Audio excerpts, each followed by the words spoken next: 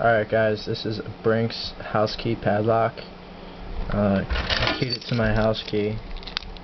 It's the Schleg keyway.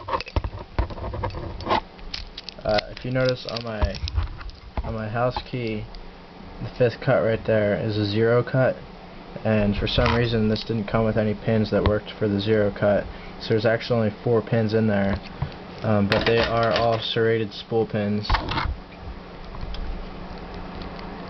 This lock is relatively easy to pick.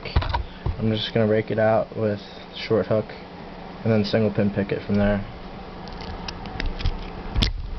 Alright, already it's in the false set, as you see.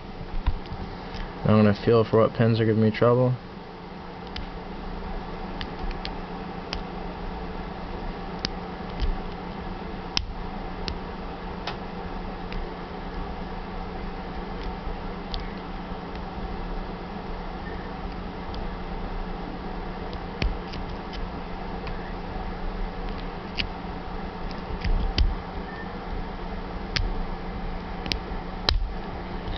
And there it is.